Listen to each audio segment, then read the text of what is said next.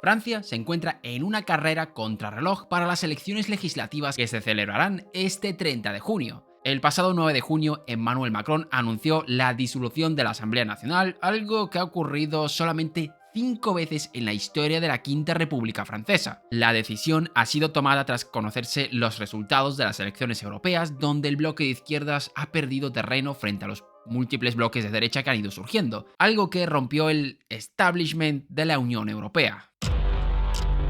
La mayor amenaza para Emmanuel Macron es Marine Le Pen, que encabeza las encuestas con un 31,5% del apoyo popular, y en las elecciones europeas la candidata obtuvo un 31,4% de los votos. Como respuesta, Macron anunció una alianza para las próximas elecciones. Las encuestas no son favorables, pero Emmanuel Macron sigue empeñado en repetir la estrategia que le llevó a la presidencia en el año 2022. Pero la gran pregunta es, ¿por qué Francia llegó a este estado de ebullición? A esto y más preguntas responderemos en el vídeo de hoy, así que no me enrollo más, poneos cómodos, que empezamos.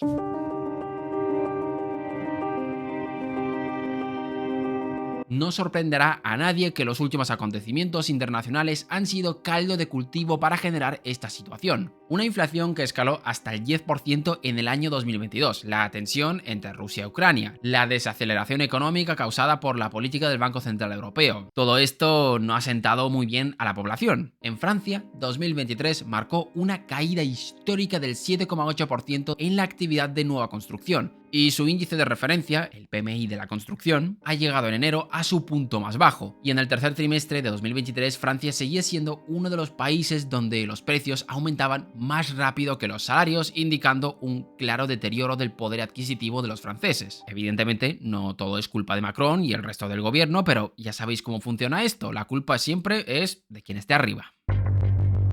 La guerra en Ucrania tuvo los efectos esperados, afectando de forma indirecta al mercado energético francés. Comparado con el 2019, el precio de la energía sufrió un incremento de $40, afectando al resto de la economía, donde se estima que se destruyeron cerca de 600.000 empleos. El sector agrícola ha sido uno de los más afectados por esta subida de la energía. El precio del combustible se ha disparado, generando dificultades en el campo. Pero no solo hablamos de combustible, Rusia también era un importante proveedor de fertilizantes claves para la producción de trigo. Para que os hagáis una idea de lo mucho que subieron los precios, normalmente una tonelada de fertilizantes podría rondar los 200 euros y tras la invasión ese precio se disparó hasta los 800. Esto se debió a que una cuarta parte de los fertilizantes nitrogenados utilizados en Europa procedían de Rusia, que había anunciado la suspensión de sus ventas en el extranjero. Evidentemente, todos estos sucesos han servido de detonante inmediato, pero el nombre de Le Pen y el auge de la derecha en Europa en general viene de hace bastante tiempo. Desde antes de la pandemia, Francia ya tenía problemas con este movimiento.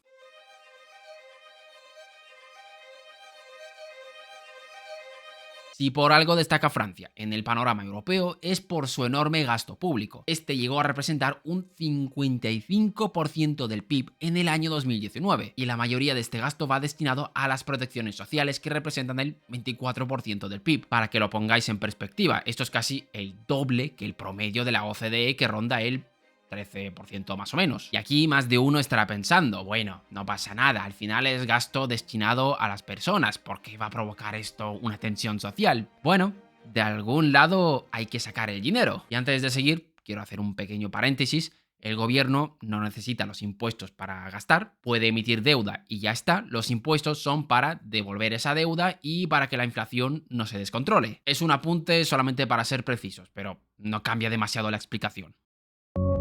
En el año 2023, un trabajador promedio en Francia enfrentó una tasa impositiva neta de un 27,5%. El promedio de la OCDE se sitúa en un 25%. Pero es que a esto hay que sumarle el enorme coste de la vida que hay en Francia. Según Eurostat, en el 2021 Francia ocupaba el puesto número 11 en cuanto a coste de vida. Pero la partida más preocupante es la del alquiler, donde este puede superar fácilmente en 2 o más veces al alquiler que hay en Europa del Este. Pero si hay un tema que ha generado una clara división política francesa y que ha servido de caldo de cultivo para el auge de la derecha, es la inmigración. Sin duda, Francia es uno de los países donde el debate de la inmigración está más caliente. Junto a Suecia es el país con las políticas migratorias más agresivas y evidentemente es el país donde más choque cultural y mala integración estamos viendo. Los estudiantes de origen norteafricano siguen siendo menos propensos a progresar en la educación. Para ponerlo en contraste, en los países angloparlantes los inmigrantes van mejorando su situación a medida que pasan las generaciones, pero en países como Francia, Holanda o Suecia esto no pasa. La crisis del año 2008 ha degradado de forma significativa el estado de este colectivo, haciendo que su contribución se vea reducida. Y claro, esta reducción en su contribución ha generado controversia, haciendo que muchos les señalen como culpables de la mala situación que están pasando los franceses. Y ojo que no nos hemos metido en el tema de criminalidad, ya que esto lo tenemos en otros 2 vídeos explicado que tenéis en la descripción. No hablamos en concreto del caso francés, pero sí que lo mencionamos. Os recomendamos ir a verlo después de este vídeo. Esto es una arista que va a tener cada vez más protagonismo en los debates y aún hay mucho miedo para abrir este cajón. Y es que esta situación puede verse agravada por el necesario ajuste fiscal que se tiene que venir en los próximos años.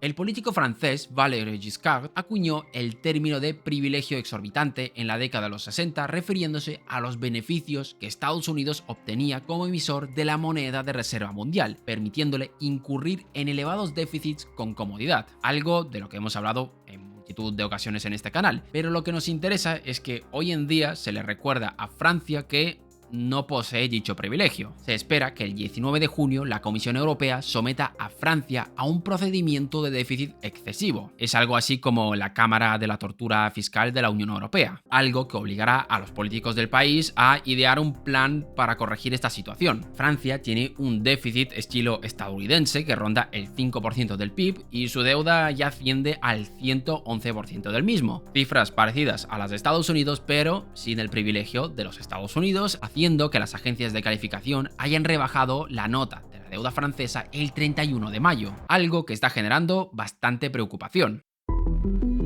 El rendimiento de los bonos franceses es bastante similar al de los portugueses, indicando que los inversores no se sienten muy seguros al dejar su dinero en Francia, no por ser franceses, sino por la situación de sus cuentas. La diferencia con el rendimiento de los bonos alemanes es enorme y sigue aumentando. Pequeño paréntesis, cuando hablamos de rendimiento de bonos, para el emisor, es decir, el gobierno, cuanto menor sea, mejor, ya que indica que te va a costar menos endeudarte. Y esto de aquí acaba traduciéndose en un mal desempeño del sector privado. Los 2 bancos más grandes de Francia han perdido el 11% de su valor. Algo evidente, ya que estos bancos tienen una gran exposición a los bonos gubernamentales, pero ahora la pregunta que más de uno puede hacerse es ¿cómo de mal pueden ponerse las cosas para Francia?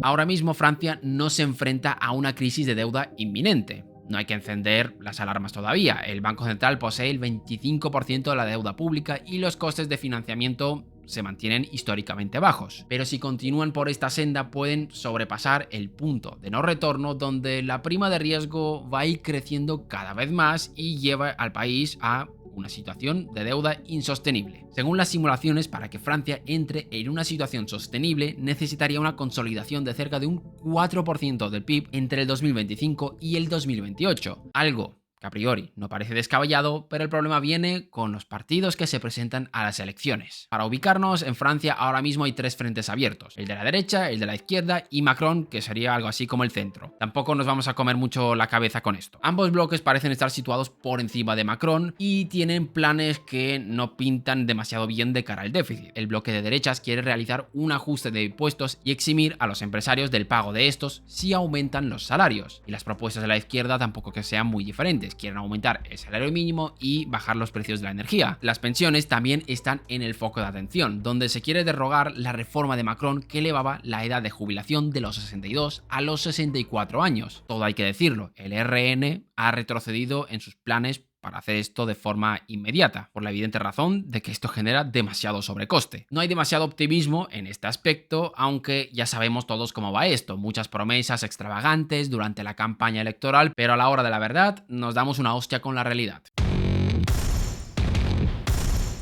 Por ahora, todo apunta a que el plan de Macron para ser reelegido va a fracasar, dejando al país al borde de la incertidumbre que genera un cambio tan radical de gobierno. Ahora mismo, Le Pen es la gran favorita para ganar estas elecciones, y de hacerlo daría un golpe contundente encima de la mesa, mandando un claro mensaje al resto de países de la Unión Europea, y es que los ciudadanos están cansados de la situación. El ascenso de este tipo de partidos no es más que una consecuencia natural de haber estado haciendo mal las cosas durante años, y ahora toca recoger la cosecha. Y hasta aquí el vídeo de hoy. ¿Quién creéis que va a ganar las elecciones este 30 de junio? Dejárnoslo en los comentarios. Gracias por vernos un día más y nos vemos en el próximo vídeo.